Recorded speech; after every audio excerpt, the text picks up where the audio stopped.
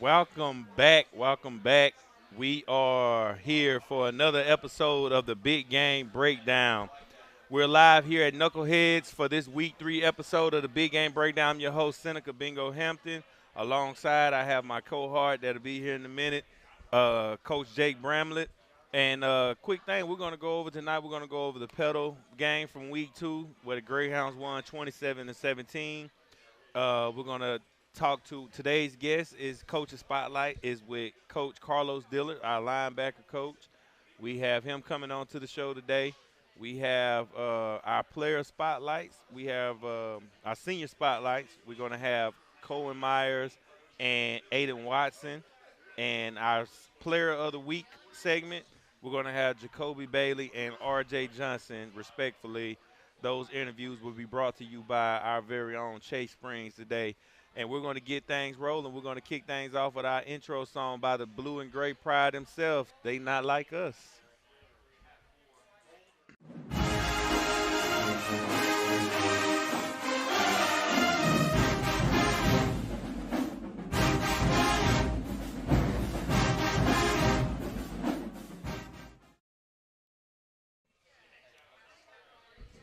Yes, sir.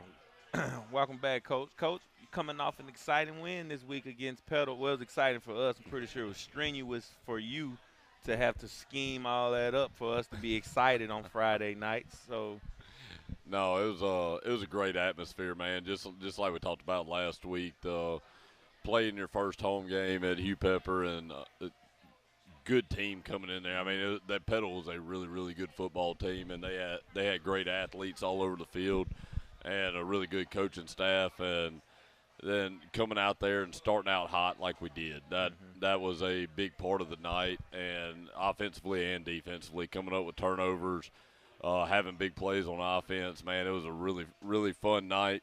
And yeah, I mean, it does get a little strenuous right there towards the end of the ball game, making sure you finish those things out. But great night overall. Really proud of those guys. Had a great time after the football game, and just couldn't ask for a better atmosphere to start the season out with. I felt like we started out on a really high note coming home and having a crowd like that, having an atmosphere, the band doing what they did, the tailgating area, and then the football game on top of that. It was a high-quality football game for a week 2 of the 2025 season.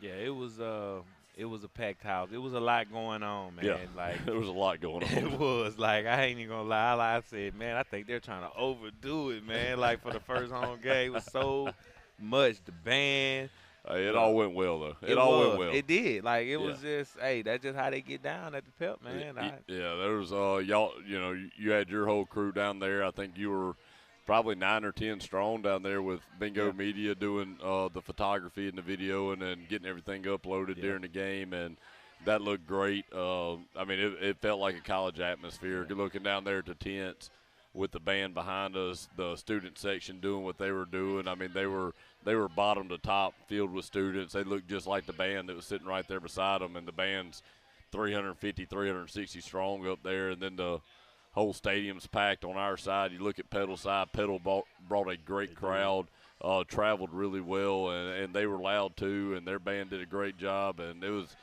was a cool atmosphere. It really brought back the good feels of high school football. It was, man. Now I can't wait. We don't have another one of those until We got homecoming. Yeah, we got 2 weeks from or 2 weeks from Friday. We'll be home against Biloxi, Yeah. and we'll have Biloxi and Gulfport at home back to back. Yeah. So we get those games. You got homecoming, Biloxi, and then you got Gulfport. Yes. You know, so hey, I'm excited about Yeah, this. it's the schedule. I mean, we've talked about it, and we talked about the mix-up and everything, and we had that great home away all the way through the season for probably the last almost 5 years that we've done that, and it is just threw a wrinkle and everything. And we're home for a week, we're gone for 2, we're home for 2, we're gone for 3. Like it's different, and it's hard to get a good feel for your crowd. The people in the community are used to coming out every other week to a home game, even though we travel as well as we do. and then you just start stacking them up. But it is nice having a couple of them back-to-back where you don't have to travel every other week. Right, man. I know they were mad that they only got 4 home games this year. Hey, But well, that's just 4 regular season home games. We're gonna try for a 5th. oh, most definitely, Yeah. man. Try to home field it out. Yeah, that's right. But I mean, next year we'll have 6 regular season home games, and then plus the playoffs, you get a little plus on that end. I like that, man. And it would be remiss if I didn't bring up this. Oh, you like this that? golf shirt. I do, man. I would be remiss to talk about this, man. You didn't like the quarter zip? I did, but like I would have if I would have said something about it, I feel like I would have took somebody else's idea. But No, the guy that owns Bluefin, he talked to my wife on Thursday, and she really loved this shirt. He did they've obviously done a great job with it. I love the shirt. Wish I could wear it on Fridays, but the Under Armour deal kind of messes with that a little. But I wanted to wear it on live stream. He wanted us to have one and hooked me up with it, and thank you to Bluefin. Like it's a great looking shirt. Y'all go get one of them. He's been really selling them the last week. oh yeah, man, I like it, man. It just sticks out, man. I thought you was going on the green, man. So we ain't got time for that, man. You got cooler this week.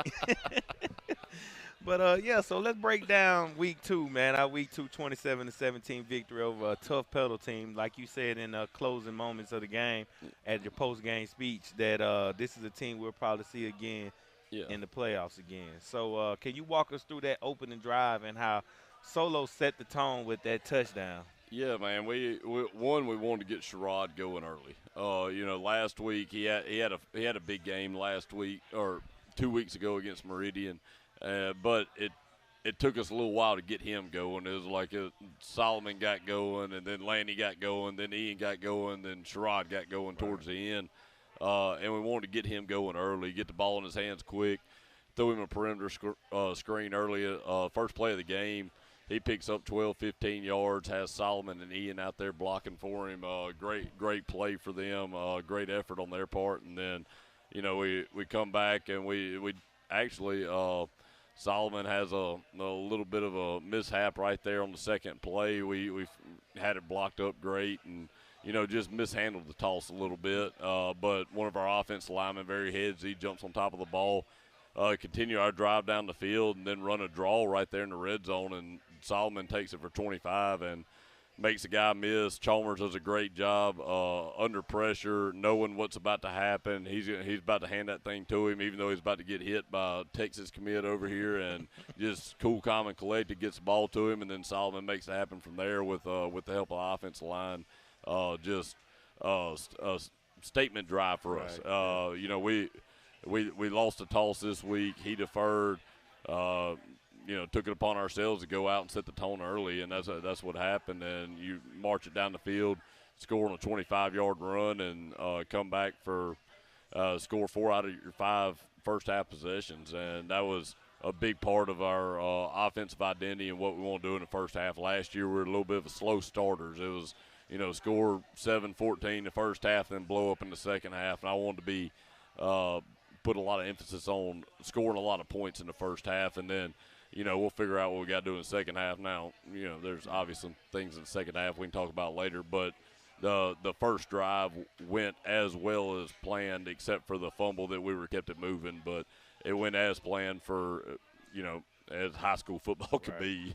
There's a lot of heres and theres, but those guys did a great job. They took our opening plays. They learned them. They knew that everything could flip in a heartbeat and change on a third and long or a second long situation, and rolled with the punches. And Solomon did a great job getting that ball in the end zone, as well as the offensive line blocking that thing up. Man, I'm talking about when he broke and he hit that seam, and it was the crowd just, man. Yeah, he said he'd been waiting a long time to score a touchdown at Hugh Pepper. But he got a chance. Boy. He made a big statement on one. Did. But his, Chop is not finna just, get upstaged either. Now, Chop, you put Chop back there at quarterback, and that's your cheat code activated, man. Yeah. Chop. I like that post, a cheat code activated. That is a cheat code activated. That people hate this. You can't hit what you can't see. No. And he's running behind that big, almost SEC offensive line. Oh, no. And Chop break it up 70 yards for the score. Like, what does that say about his versatility and your trust in him? Well, one, that's the first snap he's taken of the 2025 season. That's the first time he stood behind the center, called the cadence, and he took it 75 yards. And I got the utmost trust in him to go out there and perform like he did all year last year. But we feel like he's more versatile to us when he can line up out wide. And then on a P and 10, when we on our sideline, we got the ball on our hash. That's a very easy whenever Chalmers run on the field too. Team's going to pick up on that late, and we can run them out there, hit a play on our sideline, and it was a very, very simple read play for him. He gets the pull. He gets behind RJ and Ethan Horn and Jaden Ross over there, and then, tilts that head back like Sherrod always does, gets skint back, and he's down the sideline at that point. But I have a lot of trust in him going back there and doing that. It's very hard, and people the thing that people don't see and they don't realize is the cadences. The cadences the quarterbacks do. Everybody talks different. You talk different than I do. You talk at a different speed than I do. And when you go from one quarterback saying the cadence to another, it's very difficult. It's hard for that center to know because he's trying to jump the gun a little bit. Right. He's gonna snap it a hair early whenever he's got his normal quarterback back there. And those two guys doing a great job. Speaking of Chalmers and Sherrod, of being able to mimic that same snap count. And it's things they have to work on. It's how does he talk? How does he talk? How do we need to do this at the same speed? When does this need to happen? The offensive line knowing exactly what both of them sound like. It's a lot of repetition to that people don't see that, they just think somebody just go stand behind center and do it. No, it's a lot more difficult than that. And it's a lot more difficult for those O-linemen to trust that. And then you got the height differential and making sure you're standing in the right place. Where Chalmers may always stand 6 inches to the left or 6 inches further up. That makes a difference when the snap's hot. And we got a great center. We got a great offensive line. They understand those things. Sherrod and Chalmers understand those things, and they make it work together. And it's all because of how they make it work. Most definitely. Defensively, Aiden Watson and Jacoby Bailey had some monster hits. Oh, yeah, they did. We're going to see some of them in a little bit. I found as many as I could to put on there. Oh, yeah, I'm talking about they were bringing that wood. Yeah. How important was the physicality in this game? Well, one, you're playing a team like Petal. Somebody's going to come out and set that tone. Who's going to be the most physical football team? And when you're playing a team like Petal, a team like Oak Grove, Brandon, Gulfport, the teams that we're looking forward to playing each year, year in, year out, somebody's going to come out and set that tone of physicality, and I felt like our defense did that. And, not only was our offensive line trying to do that against a great defensive line, it was our defense trying to do that against somebody, team that's bringing in a bunch of high-powered offensive weapons. And Jacoby and Aiden, hats off to them. They were coming downhill all night, sometimes multiple plays in a row. There is not a player on that football team that wants to catch another ball in the flats. It's, they just had one of those games, and it was every time somebody was catching the ball, they were getting lit up. And, yes, they were doing a great job holding on to the football at times and doing a great job of executing when they needed to, but they were getting punished for it at the end of it. And that was a big part of that second half of Jacoby really came alive in the second half and started punishing people when they were giving their bodies up to make a catch. And that was when you started seeing some short arms every now and again. Yeah. And then you saw an interception come of it, and actually 2 interceptions after Lucas hit somebody. Right. And it just a great job by them. And that's something that we expect out of our defense. And I was very proud of those guys and proud of the defensive coaching staff for bringing that out of them. And they've always been great players, but you didn't always see that coming downhill with a bad attitude type out of them. I mean, they came downhill, made the tackle, moved on, but you saw a bad attitude Friday night, and I really like that out of our defense. I hope that's something that we can identify as later in the season. Man, they bring that with them. It's going to be exhilarating. Yes. Yeah, it is. I mean, it changes the attitude for your whole team on the sideline when you got your guys, your main guys going out there making those plays and bringing the crowd alive, bringing the whole stadium to its feet, and then – Your offense even feeds off of it. It's like these guys are out here to play, and we got to go back them up. Yeah, you dialed it up and called a trick play to Ian Harlan. When did you decide to dial that one up? Well, we talked about it. I mean, both running backs, they have great arm. Lanny did it in ninth grade. I think he threw 2 or 3 touchdown passes in ninth grade. Then Solomon's got great arm as well, and it was one of those plays that we run the stretch play a lot. We like getting the ball off tackle. We like letting those guys do some things. Well, I mean, obviously they need safety help. I mean, you get Lanny and Solomon outside, you're not going to leave your safety sitting deep when those two are running on the perimeter. I mean, you got to come up and do something, and that was just something that we felt like early in the game they were going to try to plug those safeties down there, try to stop us from running on the perimeter, try to hem us up in the middle and run at their strength, and we didn't we're not going to run at your strength, and that was a way to get their safeties to back off a little bit is, give it off one time, let those safeties fill the hole, and then throw it over their head. And Lanny did a phenomenal job of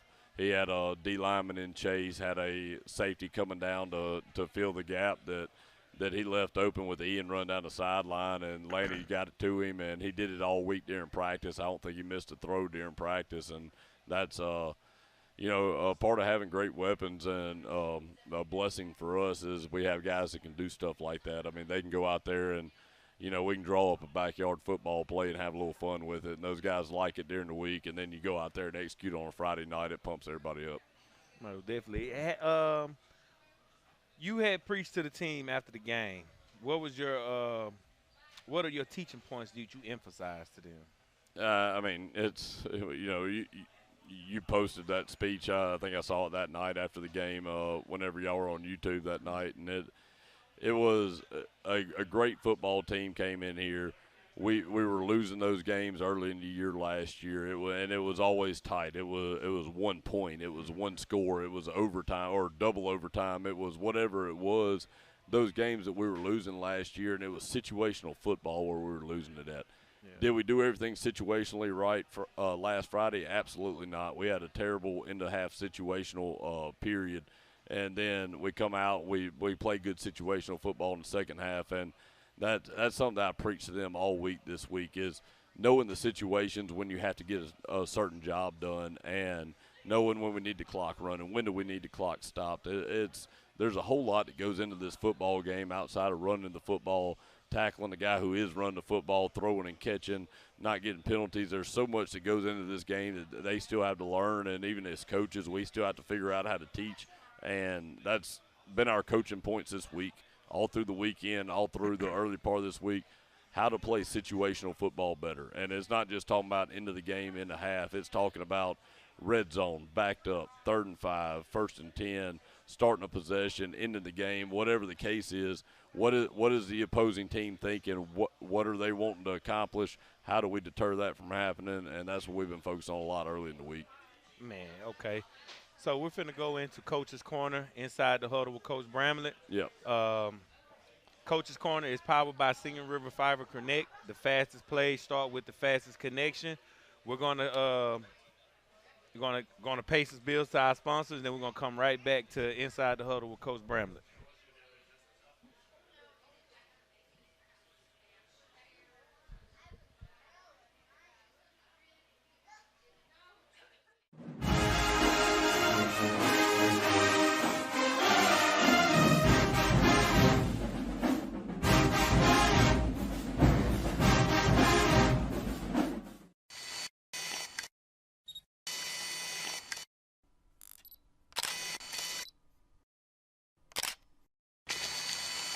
Seneca Hampton, where you at, boss?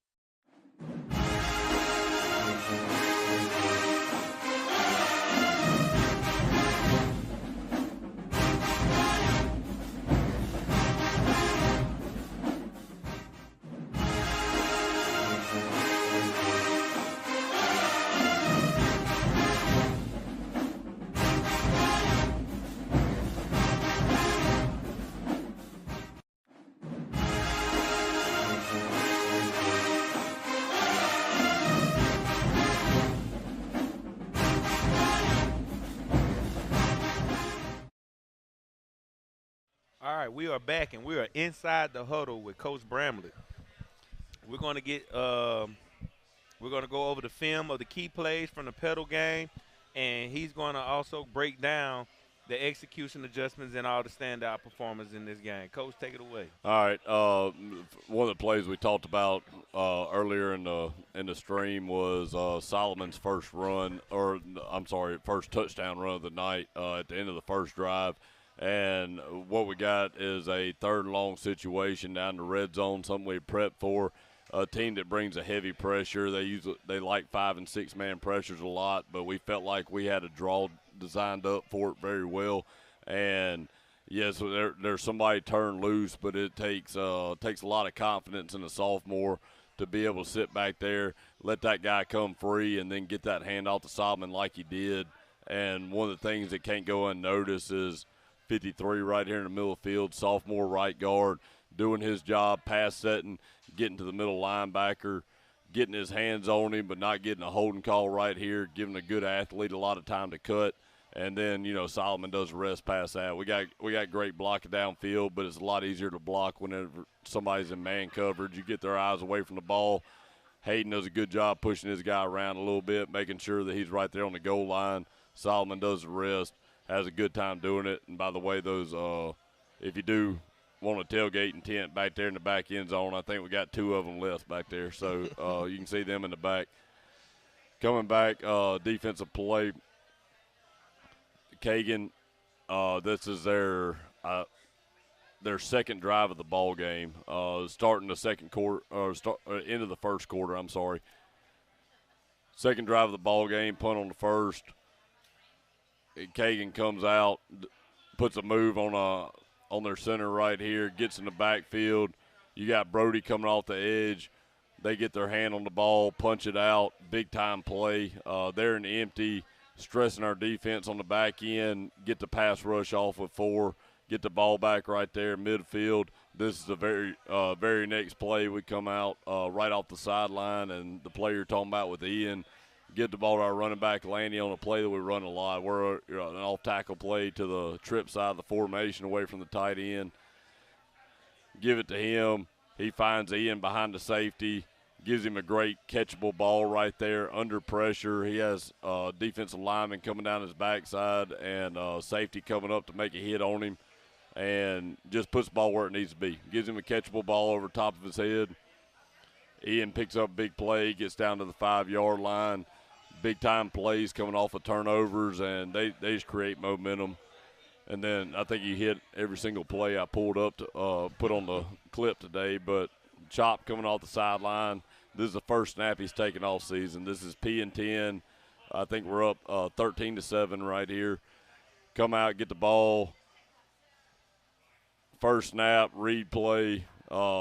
Gets behind our offensive line does a great job. You'll see Sebastian, Jaden, and Hayden right here blocking down, working all the way back to linebackers. Ethan coming around for the kick, and then RJ coming around to pull and pick up the backer. And then you give Sherrod a crease like that. That head's going to – Solo. He already knew. Yeah, he was pointing that finger up at 5 yards. That did a great job. I mean, as soon as he saw that crease, you saw the head go back, and you knew it was over with at that point. And then we got to do a better job with our automatic camera. The automatic camera can't keep up with him, apparently. All right, ensuing drive. They're third and short right here, and they end up picking up the first down. But what I want – Aiden had 2 hits, 2 plays in a row that made those guys think twice about what they were doing, and wanted to commend Aiden for that. You'll see Aiden standing back here at free safety and still making a big impact in the run game. Quarterback gets a pull. He comes in, strikes with his face mask up, puts it right in his chest, and punishes him for I mean, you pull the ball and run, you better be ready to run with somebody that's going to hit you. He's been making hits like that his whole life. Yes, he has. And, he's back here at free safety again. I mean, he's, about 18 yards off the ball right there.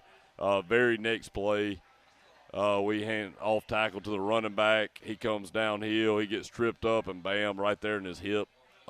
Just Aiden doing great. I mean, he's making plays at the line of scrimmage from 18 yards deep.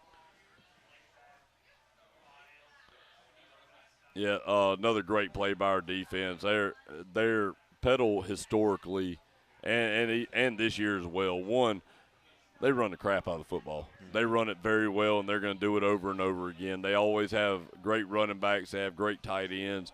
Their offensive line coach is a guy I've known for a long time. He's a phenomenal offensive line coach that always has a really, really good O-line. And I know they felt like they could push us around up front. This is defensive front doing a great job. I mean, just giving this running back absolutely nowhere to go to. You see Jax Westbrook down here at defensive end taking on a double team, holding it right there.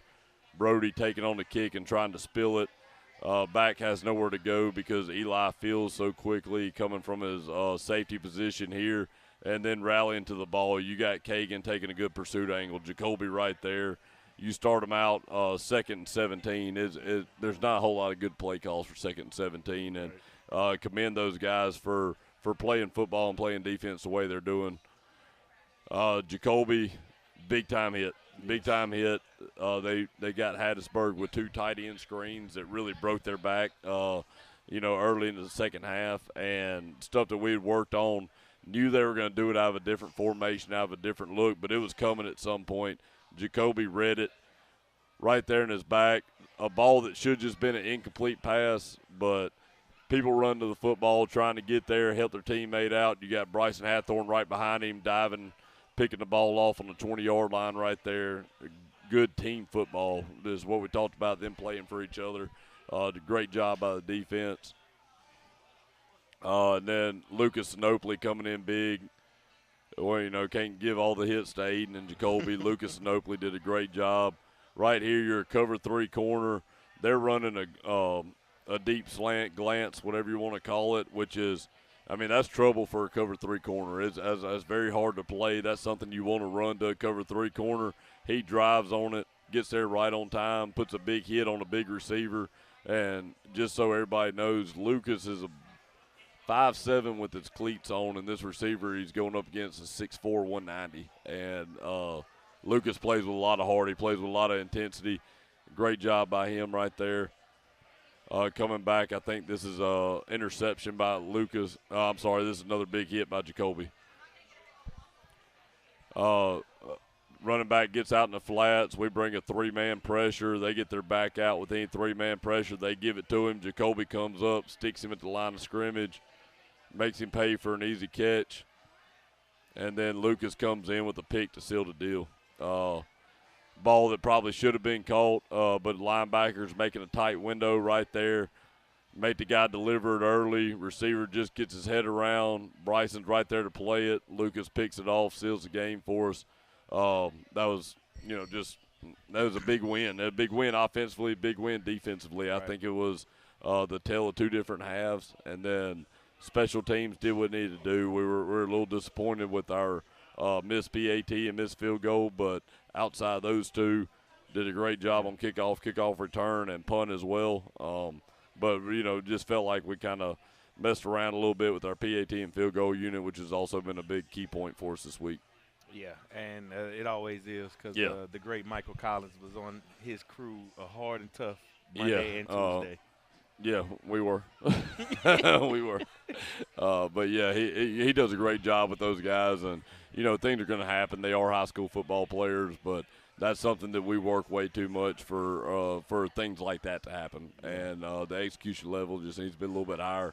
And we need to get those points whenever we have the opportunity. People look at it's just 1 point on an extra point. Well, those 1 point, those games when it comes back to bite you are games you'll never forget. That's the difference in giving yourself a chance in overtime and losing a ball game on the last play of the game. Most definitely. Coach, big thanks for you for breaking it down for us and Inside the Huddle on Coach's Corner. This segment was brought to you by Singing River Connect Fiber Internet, strong connections for strong Greyhounds. Coach, you can go take you a break if you want to, man. You get Coach Dillard up here? Yeah, we're going to go over our players of the week, and we're going to go over our senior spotlights. Yeah. Can you tell us about our players of the week and our senior spotlights before we let you go? Yeah, Raymond Johnson is our offensive player of the week. He's our left tackle, 3-year starter, does a great job, a great understanding of the game. but he graded out the highest out of our 5 offensive linemen. Coach Lee grades those guys really hard. I think he came out with a 90% when you rarely see anybody over 84, 85. And then got his first rushing touchdown of his career, or first touchdown of his career. It happened on a mishap. We mishandled a snap, or didn't mishandle a snap. We mishandled a mesh point. Ball bounced our way. We got a little lucky, but a little bit of that luck comes with RJ's attention to detail and saw the ball, jumped on top of it, made sure nobody get it from him, and he got his first rushing touchdown. So he's on his career, 1 rush, 1 yard, 1 touchdown, and he is very excited about it, by the way. He is. They gonna see in the interview. And defensively, it was Jacoby Bailey. Jacoby had 12 tackles. I think it was 3 tackles for loss. There's not a stat for forced interception, but we just saw it on film, and that's just as good as a forced fumble for us. I mean, that was a big-time play where jarring the ball loose, making sure that or giving our guys a chance to come up with a turnover, and then all the big hits that were right there around the line of scrimmage that set the tone for the football game. And that was it goes unnoticed at times, man, just being able to set that tone. You're not going to catch a ball out here and not get punished for it. And setting a tone for your team and your defense and everything that goes with that. And Jacoby's done that for 2 straight weeks. I know Brody was our player of the game last week. Him and Brody had similar stats, and Jacoby's done it 2 weeks in a row. And Brody right there with him's done 2 weeks in a row. But Jacoby had a great game, man, and I'm very proud of the football player he's become. Our senior spotlight, we went with Aiden Watson, and Aiden, you saw him have a bunch of big hits right there. Aiden's one of those quiet types. It's hard to get a lot out of him. I'm very interested to see what he has to say coming up because it never is. But, he's a great kid, very respectful. But, yes, it is hard to get a lot out of him. But he got to know you. Hey, when he puts that football helmet on and you can't see his face no more, he turns into a different person, and he's a pit bull in the back end of our defense. And there's been coaches throughout soccer season last year, old football coaches coming down to watch their soccer teams play, who are like, anybody, your football guys out there? I'm like, that's number 6 right there. They're like, DB? And I'm like, yeah. And they're like, I'd take that guy to a bar fight. But, yeah, I'd take him too because he's a little animal back there and does a great job. And then who was our other? Cohen Meyer. Cohen. Cohen's our center. Cohen's a 3-year starter. He started at right guard for us the last 2 years. And Cohen is a dog on the offensive line. He's a dog. He's a hair undersized. He's 6'2", 250 pounds, and I know that sounds crazy saying undersized compared to some of these guys he's going against that are 300 plus, but he won't back down from anybody. He knows a lot about the game. He's very intelligent. He has a high football IQ and meshes well with those 3 and 4 seniors that we have up front. That they're a full unit, and I think he's the anchor of that unit as far as keeping those guys' heads straight. He plays for one reason, and one reason is to win. Yeah. And I love that about Cohen. I'm gonna dearly miss him when he's gone. He's gonna have one of those BJ feelings for me whenever he leaves here. But Cohen's a great offensive lineman. He'll go on to have a great career somewhere in college, and look forward to what he has to offer this season because he is absolutely tough as nails. Most definitely. All right, Greyhound Nation. We got also, before we go into that, we got Coach Dillard coming up next. He's your linebacker coach. Yeah, right? He's our outside linebackers coach, and he came to us from Gulfport my first season. He's actually my first hire that I ever made here, and has been an absolute blessing. He is everything you could ever want a high school football coach. He does a great job. He's a little bit of Coach Carmody's at ease guy. Coach Carmody lean on him a lot. He's very knowledgeable about the game. Been around a lot of football. He's had sons play the game. He's a great addition to our staff, and made me feel really good about my first hire. I had a home run hire on the first one. So that's what's up there. Those always feel good. Yep. All right, Greyhound Nation. It's time for our Players of the Week, brought to you by Glory Bound, fueling Greyhound Nation with big flavor and big support. We're going to go to that, and then we're also going to go right after that, our Offensive Players of the Week. And after that, we're going to come right back for our coaching spotlight with Coach Carlos Dillard, our outside linebacker coach. Yep. All right, take it to that, Hunter. Let me eat this quesadilla.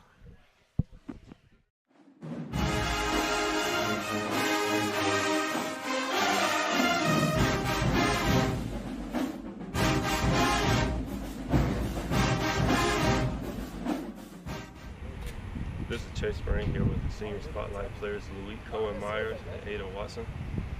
I just want to ask both of y'all, what do y'all think on the game last Friday? I think we played great. I think there's a few things we can clean up on offense. We did great on defense. And yeah. Defense, field. I mean, we could play a little bit better, not let up as many points, but it was a good game. Okay, now Cohen, on the offensive side, specifically the O-line, but also the whole group, how do y'all feel like y'all did against the team last week? I feel like we did pretty good, executed pretty well on some things. There's just a lot of things we can clean up, really. But yeah. So Petal being one of the biggest other teams in the state, y'all feel pretty good about yourself going into teams like Pascagoula that y'all can hold yourself? Yeah, for sure. Okay. So now Aiden, big hits from y'all, big hits from you. How y'all feel y'all responded to some of the critics? I don't know. I think we did what we were supposed to do. I mean, you can say whatever, but I mean, our defense is probably best in the state. It's up there, though. All right, now looking at next week for both of y'all, Pascagoula, how y'all feeling about that matchup? Good. I mean, their offense is okay. Receivers are good, run back's good, but I don't think their quarterback's gonna be able to do anything. I feel pretty good about it. They don't really have that many weapons. They got a pretty good secondary though. That's one thing we need to watch out for. But on the front, like on the front of things, I think we'll dominate.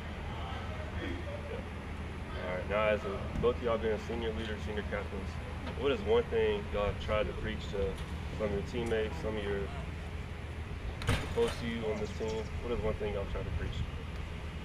You just got to keep working. Got to keep coming out here every day. If you don't want to, you still got to keep on coming out here and working. Just being out, showing up. I mean, it's gonna suck at some points, but just have fun with the people that you're here with. Yeah. Thank you. This is Chase Spring, Cohen Myers, and Aiden Watson signing off.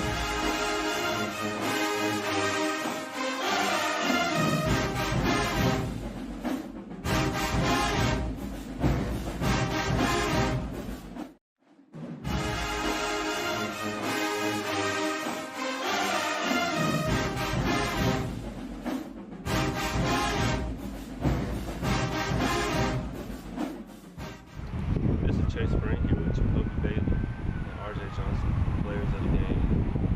I just want to go back to last week. How did y'all feel just looking back on it now? I mean, we knew it was going to be a big game going into it. We prepared all week good for it. We felt ready for it. That's what we did when I played. Offense played good. We slowed down the second half, but we got to work on something every week, so that's something to work on. Overall, I feel like we played good. Me personally, and the defense personally, we felt like a little bit more excited after we seen that video that they posted. About the team in general, we just wanted to show them who they really are, and we really wanted to not let them score, but hey, it's football, things happen. They practice like we practice, but we was just ready. Coach Carmody, Coach Dillard, they had us ready for the game. I think that's pretty good. And now looking into Friday, you got Pascagoula going to the Bills. How y'all feeling about it? I mean, I feel the same. Defense feel the same. It's just another football game. We go out there, execute. Offense, they gonna go out there, execute as well. I want 50 points from the offense. I mean, it's their first home game, so they're gonna come in ready. But we're gonna come in more prepared than them. We're gonna bring the energy, we're gonna bring the juice. Another game, get another win. All right, now RJ, I got a question for you. Fresh off the touchdown, we're gonna see another one? Maybe not this week. Y'all gonna get another one for the season over with, for sure. So, how's the offensive line? How are y'all just moving forward? How's it looking? I mean, like I said, we had a good game last week, so we're just trying to build on that. Each week by week, trying to build on it more, get better, get more experience. We got Brutus, he a sophomore in there. we get him, just get him to learn the plays a little bit better. We're going to be, like I said, best O-line we see. All right, now Jacoby, defense, everybody stay healthy. Just how are y'all keeping this going, and what's going to look like this week? I feel like I want a shutout next week. Defense. I know Coach Howell wants a shutout. He's been preaching us to that, the whole weight room and everything on the field stuff. But defense, we by staying in shape, we run every day after practice, stretch a lot. And then we got some young cats on the defensive line, but I think they're gonna be ready. We're just gonna keep giving them confidence in every week and keep getting better.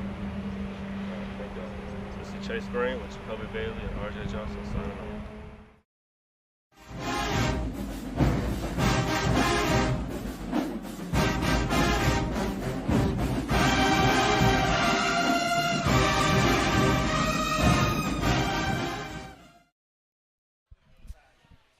All right. Woo. Boy, I just ate all that equation that I stuffed that down, man. We back.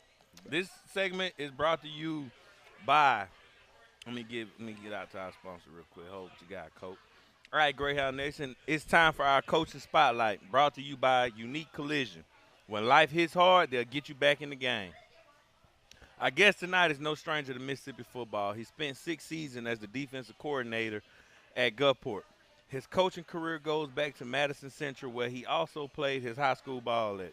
And both of his sons have gone on to shine at the collegiate level also. Since joining us in 2023 as the outside linebacker coach, he has had his players constantly on all region and all state lists. Please welcome Coach Carlos Dillard. Thank you for having me. Most definitely, Coach. Man, Coach, let's go straight into it. Coach, you've been around the game for a long time, Gulfport, Madison Central, and now Ocean Springs. How has your coaching journey shaped your approach with this Greyhound defense? Well, you know, I've been around some great coaches also. Mm-hmm. Like I played for a Hall of Fame coach. I got the chance to coach with a Hall of Fame coach at Madison Central. Coach was a good coach at Archie at Gulfport.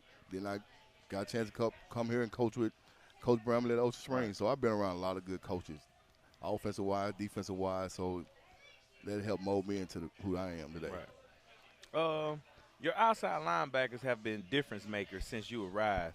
What makes this group so special? That's some good kids, man. They take in everything I give them every day. Yeah. I'm on them hard. They take good hard coaching, and they just take everything to the field from practice to the field. Right.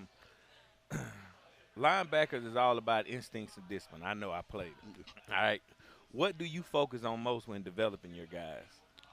Our main thing is we focus more on our reads, our eyes. We got to play with our eyes. The offense is going to tell you everything you need to know, but you got to be focused on the right thing. You got to have your eyes in the right spot. So that's the main thing we focus on, our eyes, and paying attention to the little details. Yeah. Everybody's going to have tendencies of what they like to do, so we just got to pick up on them and execute what we need to execute. Most definitely. Y'all done played 2 matches this year so far. Looking back at the Meridian and the Pedal game, what stood out to you about your group's performance? I think we're playing fast. That's fast and physical. And that's one thing I preached in the offseason. We more on the sled more than we have been in the past, be able to use our hands and getting off blocks, and we want to be physical. Like I told them guys, no wide receiver should ever be able to block us. We out there on that perimeter, we should dominate the perimeter. Most definitely. Pedal brings a physical challenge Friday night. What's the key for your linebackers to set the edge and keep the defense solid? Like I said, the main thing is playing physical, man. Just knowing what they like to do and make them do something different. I said Pedal, I meant Pascagoula. Yeah, say the same. Yeah. They run similar concepts for us, the power game and the counters. So that's our main focus. We just got to make sure we set the edge and make the ball cut back to our other playmakers. Most definitely. What's the biggest message you try to instill in your players every week? Hey, they hear from me every day. Do your job. Yeah. So I tell them every day, man, just do your job. You can't control everything. Like the offense fumble, that's not your job. Like they fumble, that's on them. You go out there and do your job. Just control what you can control. Both of your sons made names for themselves as standouts. How does being a dad and a coach influence the way you connect with these players? I think it helps a little bit. I try to – I coach both of my sons also, so I guess that helps. And just I learned how to separate the two. Right. Like when I'm on the field, I'm coach. When I'm at home, I'm dad. So it's just a difference to it. Yeah. So, Coach, I don't know if you know, Coach, Ocean Springs and Pascagoula go way back. Okay. All right. What makes this matchup so special whenever they do link up with each other? I don't think they played each other in a while, so this is Been a gonna be while. this is gonna be, I guess, a marquee matchup. Then this is Pascagoula's first home game this year, so you know they're Yeah. gonna be amped up, and they got some talent over there. They do. They They loaded do. with talent, so Another. and they're gonna try to rebound from the Biloxi Most loss. So definitely. we're gonna have to be ready to go. Definitely. This Panther squad has been playing some good football, like you said. What stands out to you about their style and strength on film? Talent, man.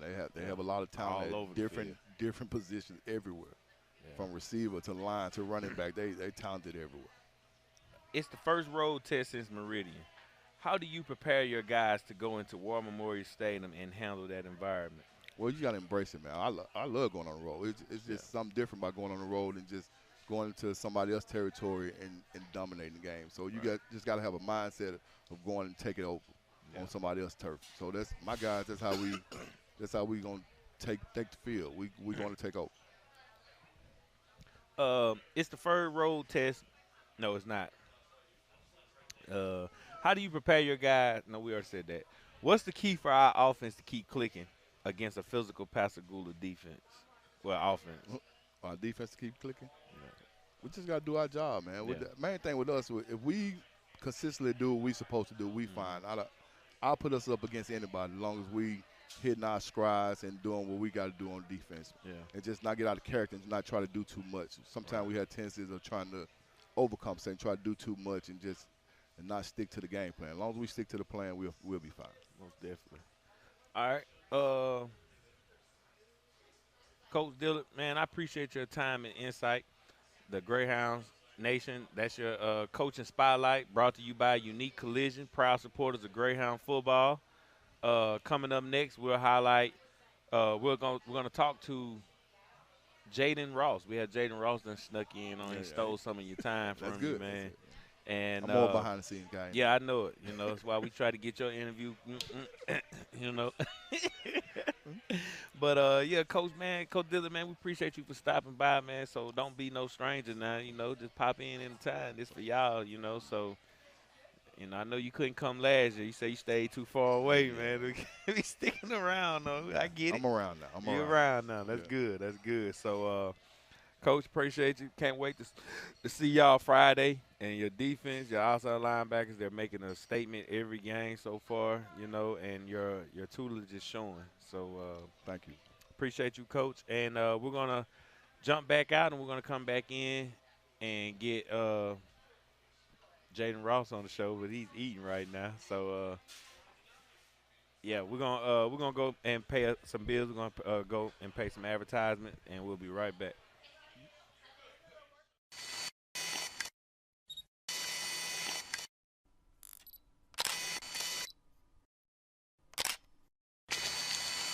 Seneca Hampton, where you at, boss?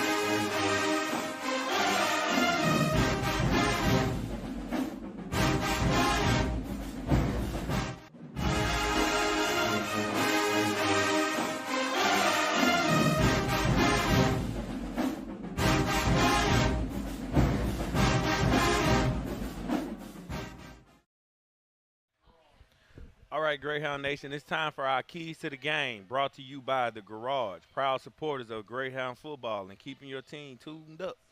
So make sure, y'all, this Thursday we're going to be at The Garage at 12 o'clock. Yep. Coach Bramlett does the players of the week, and they feed the team. Yeah, and then do a little bit of a recap, kind of like we do here. Talk to the guys who want to come out there for lunch and talk a little bit about the game. And then, the best part of it usually is little bit of Q&A at the end. You know, whoever wants to come out, you ask a question, I'm gonna try my best to answer it. You know, don't always have the right answer, but I can give you something. But you know, I like to hear a little bit from those guys, just kind of what they're thinking, and you know what their thoughts are, and you know if they question something that was done during the last game, or question something that was 2 or 3 weeks back. I like to hear it and explain it the best I can. So it's a great.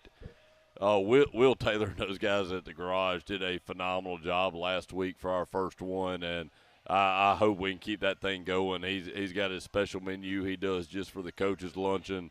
He's got a great space. Has a great atmosphere. It's great food, and we were there from 12 to right there about 1:15 last week with a great crowd, and it was food on time. Everybody enjoyed it, and we had a good time last week. So I'm hoping that thing continues and we can build something off that Thursday lunch. Most definitely. We'll be there. I missed last week, but I'm communicating now. Wasn't my fault. I'll be there this Thursday, man. All right, Coach Bramlett, let's talk about this Week 3 matchup as the Hounds hit the road to face Pascagoula at the historical War Memorial Stadium. Mm-hmm. Let's talk about the atmosphere and the environment there, Coach. War Memorial is always a tough place to play. What's the key for your guys to handle that atmosphere on the road? Yeah, it's been a little while since we played there. I think the last time we played there in an actual game and not a jamboree was 2021. And I was offensive coordinator here, and you know it's an intimidating stadium, and if they show up for the game, it can be an intimidating crowd too. I expect it with their first home game. There'll be a lot of people in the stands. I know Ocean Springs is going to travel well. It's 15, 20 minutes down the road. We're not going far. It's going to be a good crowd on our side. I expect a good one on their side. It's a big stadium, and it's a historical stadium. It's a place that coaches like to go to, and remember past high school days that they played in. Some of these younger guys don't understand that, but they'll understand it at one point. And where it's you got to go in there. You can't go in there half cocked. You got to go in there full tilt and be ready to play, because surviving that first quarter with a team's first home game, just like we had with Petal last week, was, I ain't gonna say they came in half cocked, but we came in full tilt, and it was a lot of points really quickly, and that can happen to anybody at any point, any good football team, and we got to go in there prepared and handle what they have to offer and set our own tone and try to decide what the pace of the game is going to be. So going in there, I tell the guys it's first and foremost with our keys to victory, it's win the turnover margin. We did that last week. We were +4 in the turnover margin. That was a great job by our defense and then our offense handling those situations, and then winning the trenches and staying away from the explosive plays defensively. Creating explosive plays in the run game on offense is our 4 keys this week. So we'll look to see that early as a coaching staff. We'd like to create some explosive runs. We'd like our defense to kind of corral things. They got some great athletes, and then win the turnover margin and win the line of scrimmage. And I feel really good about our offense and defensive line right now and the way they played last week. I expect them to show up again. Most definitely. You harped on all this week, tempo, Yep. fast start. How important is it to set that tone early against a team like Pascagoula? Yeah, I mean, I think a team with that good of athletes, man, they have some incredible ones, and there's no hiding that. They're SEC players, Division I players all over the field, and future Division I players that are sophomores or juniors that we'll probably get there one day. I mean, and nothing against anybody that goes and plays at JUCO. I mean, they just have a bunch of guys with some that are high priority right now. But going in and setting that tone early and setting the tempo early against them is just trying to make a statement. I mean, it's what we're going to do as a football program, no matter who the opponent is. But them especially, it's you're just the next one up as far as how we're going to try to set our tone, how we're going to try to set our tempo, what we're going to do. Are we going to slow it down? Are we going to speed it up? And then try to make you play to our game. Well, whatever we decide to do that week, and we want to make you play to that and make you adjust to it. And if it's going fast, it's going fast. If it's getting in a huddle, it's getting in a huddle. If it's running a play in from the sideline like we're in 1982, that's what we're going to do. All right, so what's the key for the offense to stay in rhythm and finish drives against the Panthers? Second down plays. Second down plays. First downs have been good for us. Third downs have been good for us. I feel like we hadn't done a great job.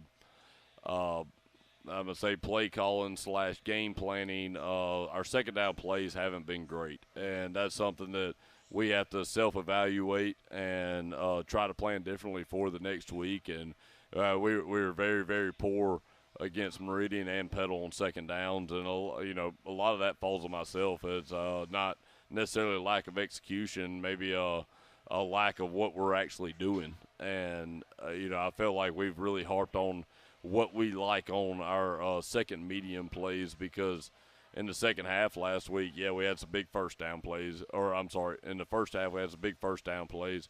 We had some really big third and long plays. We had we were really good about keeping things going in third and medium and just moving to the next set of sticks. And then in the second half, it was great first down plays. We were 2nd and 7 to 2nd and 4 almost every single drive, but then we ended up in 3rd and 7 to 3rd and 9 every single drive as well. So our second down play calling had a lot to be desired, and a lot of that falls on myself. And I feel like we did a great job this weekend of game planning that thing out and really focusing on what seems to be a very minute down and distance / situational play call. And we talked about with our players situational play, and then we also have situational coaching. And second medium, I'm not gonna lie to you, is one of those that kind of go by the wayside. Maybe you plan for big plays, or you plan to just keep trying to get first downs or whatever it is. Well, you put a lot of emphasis on 1st and 10. You put a lot of emphasis on 3rd and short, 3rd and medium, and a lot of emphasis on openers and red zone plays. You don't think about second and medium a lot, and I felt like that's where we failed as a coaching staff and or as an offensive play calling coaching staff, not necessarily on defense. And that's something we need to get better at this week. So we look to have a lot better game plan for second downs. Most definitely. Defensively, what has to happen to slow down the Pascagoula playmakers? Keep everything in front of you. Keep everything in front of you. Eyes on the Jackson kid at all times. Their running back, Maury Jackson. I've been watching him. I think he's number 1 now. He used to be number 45 when I first saw him as a 9th grader. I mean, I've been seeing him for a long time, and he is electric. He's fun to watch whenever they're playing somebody else, not necessarily yourselves. But you got to keep eyes on him. They'll bring their defensive guys over, and you'll see Tylen go out there and play some receiver. You'll see the Loper kid come out there and play quarterback, and you'll see some guys bounce around. But keep an eye on their playmakers. Make sure we're still good on the line of scrimmage up there. And Jacoby and Brody have been kind of handling that on the edges along with the defensive line and Kagan. And Gabe Verga has been doing a great job of being the signal caller for the defense, making sure everybody's in a good place. But that's the biggest thing. Keep eyes on the running back. When their big players come on the field, know that they're probably trying to hook up with them, and then you keep the big play in front of you. Stay away from the 40, 50, 60-yarders. Make them earn every single thing they get. And if they'll 5-yard to pop us all the way down the field, tip your hat to them. We'll come back and do it again, and we're going to make them do it 2, 3, 4 times, whatever it takes to outscore us. But stay away from the big play. Most definitely. These type of games often come down to the little things. Mm-hmm. What's the key for special teams and avoiding costly mistakes? And do what we're supposed to do. Do what we're supposed to do. That is special teams is one of those things that we can control. And we can control our snaps, our holds, our kicks. We control our place kicks. We can control our lanes that we have on kickoff coverage, our blocking assignments we have on kickoff return. Do your job and take a lot of pride in it. And on top of our second downs, I think that was the second biggest thing that we had this week as far as a coaching point and a point of emphasis through practice is making sure that our special teams was good. I want to win that phase of the game every single week. And no matter who we're playing on, if it's God's gift to special teams football over here, I want to win the special teams phase of the game. I feel like you win 2 out of 3 of them, you're probably going to come out on top. I want to win special teams every time. we pick up offense or defense, we're going to win the other half. Definitely. Road games bring adversity. What's the key for your team to stay locked in if things don't go perfect early? And they're not going to go perfect early. Pasco is going to have something up their sleeve, whether it be a trick play, just a big play by a big-time player, whatever it is. Things are not going to go great as soon as we get off the bus all the way through the end of the fourth quarter. I mean, there's going to be some form of adversity they're going to face in the first quarter, and it's knowing what we are as a team and that no matter what, defense is going to overcome whatever problem they had. Defense knows that offense is going to overcome any problem they had. And that was what I was most proud of Friday night with Petal was the look on our sideline when, we had a really good team last year. We had a great team the year before. We had a great team the year before that. But there was always, it's high school football. I mean, there's times where the defense could come to the sideline, the offense, even if they score the next play, the defense is tired. They don't want to go back out there. They just got off the field. They winded. I mean, you're going to hear some fussing and hollering and everything else. And then especially whenever you go out there and, defense can't get you offense back on the field or offense goes out there in 3 and outs, you hear the fussing and you hear the hollering and I didn't hear that Friday night. Right. It was we got you or I got this or you got this, and that was the thing I was most proud of. And what I don't worry about this team anymore is the fact that the offense knows the defense can handle any situation thrown at them. Defense knows the offense can handle any situation thrown at them. And if we need a big score, offense is going to come up and do it. If we need a big stop, defense is going to come up and do it. If you need something to happen on special teams, they're going to get out there and do it because that's what they're coached to do. And that's why my biggest point with this football team is how proud I am of them for, one, playing together, trying to make sure that their teammate gets in the end zone, trying to make sure that their teammate is doing things they need to do on defense and making an attack or forcing it back inside so somebody else do their job. They've been doing a great job at it for 2 weeks. And I haven't seen that out of a group the first 2 weeks of the season. I think it says something special about them. Greyhound Nation always travel well, like you said. How big is it for the players to see the support on the road in a rival type of atmosphere? I want a bigger crowd than they do. Yeah. I want a bigger crowd than they have. I want more Ocean Springs people to be there than Pascagoula people. I want it to be to the point where we fill up that side. We're flowing down the gate right there, and whatever they do on their side, I want more on our side. And we're a close enough opponent for. It's feasible for people to do that, and I think it shows it shows a support for your football team. It shows a dedication that this community has to football and what this group has to offer. And it wouldn't surprise me if it happened. It wouldn't surprise me if I turn around back behind me and see twice as many people behind me because that's a support this community puts out. And I mean it's a big impact on the game. Those kids see that. Don't think that it goes unseen. Whenever they came out through the middle of those tents this year, which was the first time they ever did it. Sorry, Heath. Heath had the back tent right there. We had a couple kids cut through it. They've never gone through the tents before. They're going to learn. But when they came out, when they saw the crowd that was in Hugh Pepper last week, and even what Petal brought on the other side, it felt like a college atmosphere. I played in a college game that didn't have anywhere close to that many as people in it before, and it was something special for a high school football game, especially week 2 in the year. Most definitely. Coach, if you had to sum it all up, what are the 3 biggest keys to a Greyhound victory? I was about to say, don't give me one of them 3-word things because I fail at those. I listened to last week's end of the thing, and you give me 3 words that sum it up, and I went on a sentence like that. Those things don't work for me. So 3 things that what? 3 keys that what? This to sum up, keys to victory.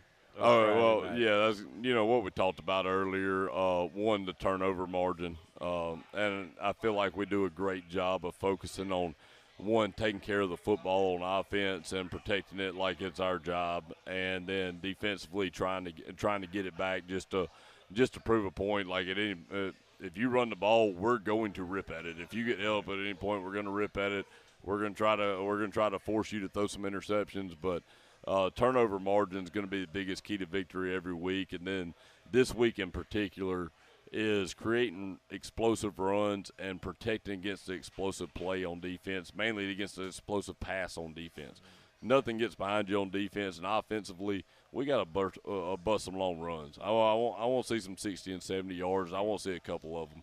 And, you know, we work on it all week. I mean, we're trying to design some stuff up, as you'd say, scheme some stuff up. But, you know, it also comes down to some missed tackles and some grit out of our running backs and quarterbacks and some wide receivers that run the ball as well.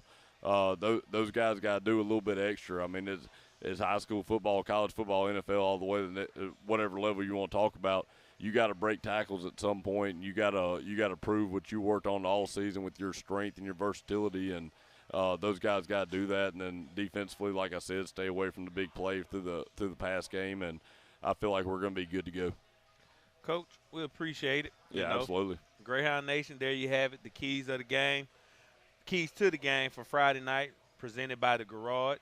Yep. Pack your bags, bring your Greyhound blue and gray, and let's take over War Memorial Stadium again. Make sure you and Pascagoula, baby. It's up, man. War Memorial is always a good game whenever Pascagoula and Ocean Springs used to link up back in the day. Like, back in the day, that used to be like one of the big games around here. You know, and then like you said, y'all just stopped playing after a while due to classifications and stuff like that. It wasn't our fault. Right, yeah. It just Pascagoula go from 5, 6. Yeah, I mean, but you know, that's tough on them. I mean, they go to 7A for 2 years, go back to 6A for 2 years, and you just never know where they're going to be at. And it's hard to continually have a week 2 or week 3 open to make sure that you're getting that game in if you're not there. And that's kind of what happened. They were in our region for 2 years, dropped out of it. I think we were full on our schedule, or they were full on their non-region schedule, whatever it was, and we just couldn't make it happen. But you know, credit to Lewis Sims for you know, contacting me and making sure that we got this thing back going, because that meant a lot to him, and it meant a lot to this program as well, making sure that we continue this rivalry and get this game back where it was prior to, way before me getting here. I mean, I'm still learning about it. So oh yeah, this would be a good one. Yep. All right, Coach, appreciate you, man. Yep. We're gonna close things out. We got a bonus episode, bonus player spotlight. Yeah. We got our big 3, almost 4-star offensive tackle, Mississippi State commit Jaden Ross coming on the show. We don't need to hit the bumper. We just gonna let him sit on down. It ain't gonna take a long, man. He's gonna take up half the cameras. Let me scoot down. The man. What's up, baby? What's up? What's going on, man? All right, Greyhound Nation, it's time for our bonus player spotlight brought to you by Glory Bound, fueling Greyhound Nation with a big flavor and big support. Joining us now is senior offensive lineman Jaden Ross, the anchor up front for the Greyhounds and a proud, still Mississippi State commit, right? Sir. We're holding it steady. All right, Jaden, welcome to the Big Game Breakdown.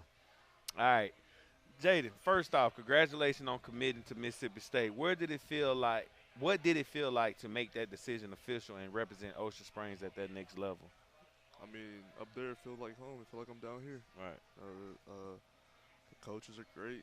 Yeah. Pick your mic up. Yeah. Coaches are great. There we go. The vibes up there are amazing. It feels just like home.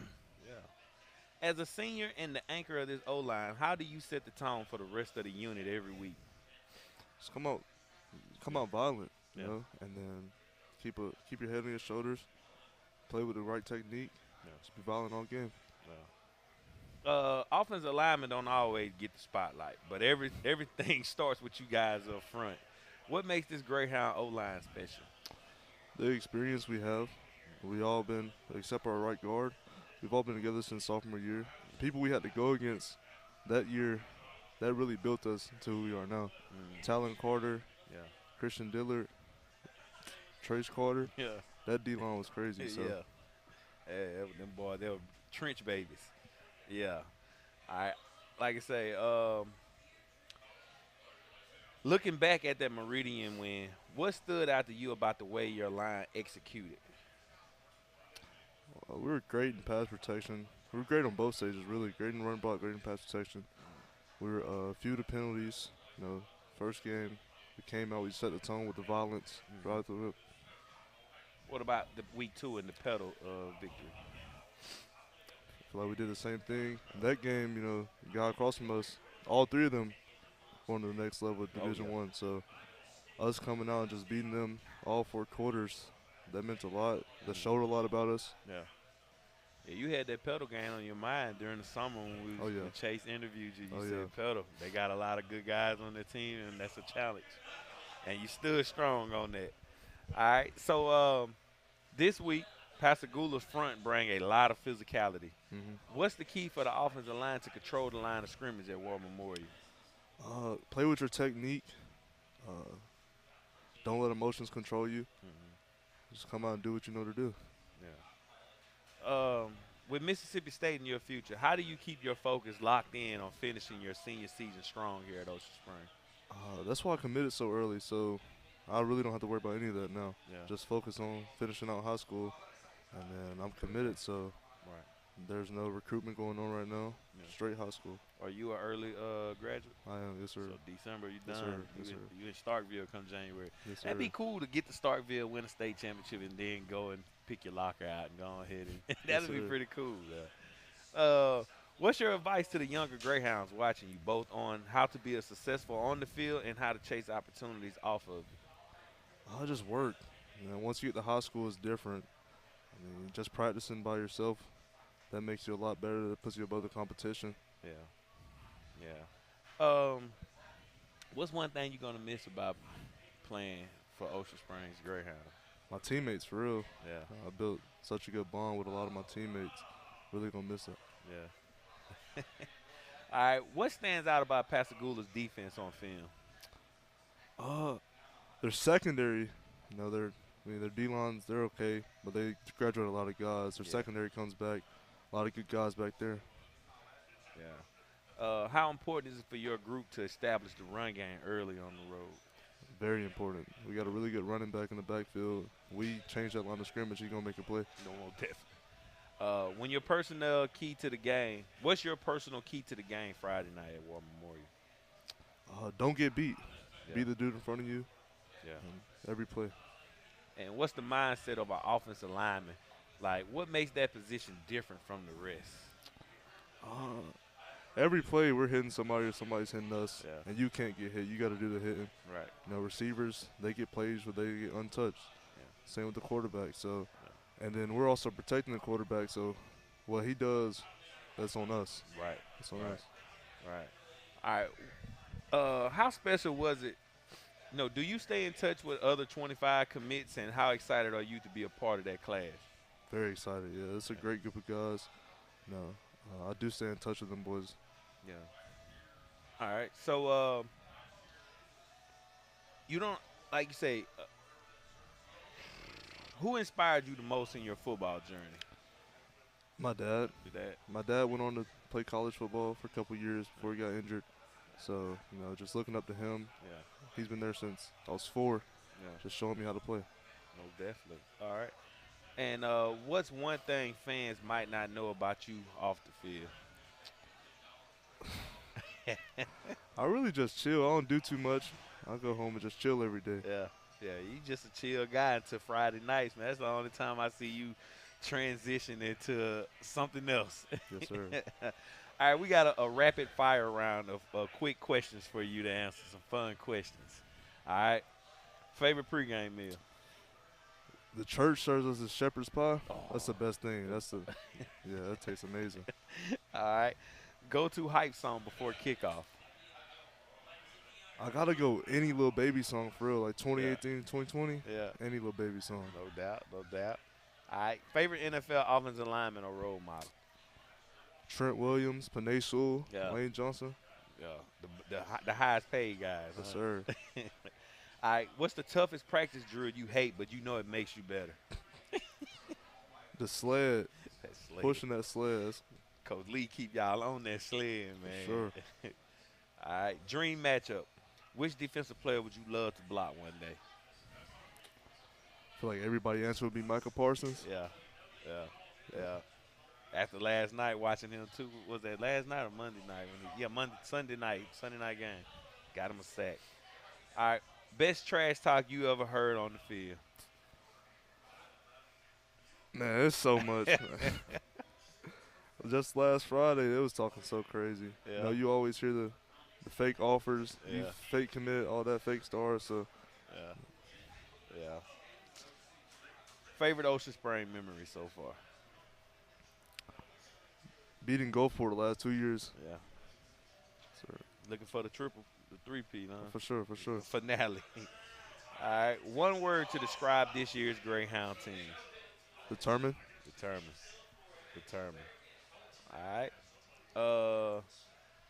Jaden, man, I appreciate you for stopping by. You know, you always welcome to come on here, man. You're a senior. You can do this anytime you want to.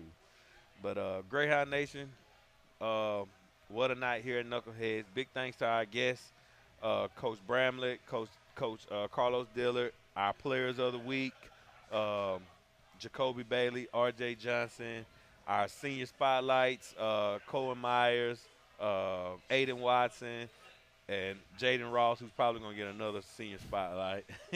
and of course, none of this happens without our incredible sponsors, Singing River Connect, Fiber Internet, Unique Collisions, Glory Bound, Lady Maid, The Garage, and Papa John's, and our home every Tuesday night, Knuckleheads. Now it's on to week 3. The Greyhounds hit the road to the historic War Memorial Stadium to battle a tough Pascagoula Panther squad. We need Greyhound Nation to show up, get loud, and turn the place into a sea of blue and gray Friday night. Until next week, stay all in, be remembered. Good night from the Big Game brand. That's us. You got anything you want to tell everybody? That's it. That's it, baby. Y'all come see us Friday night, man. It's going to be a movie.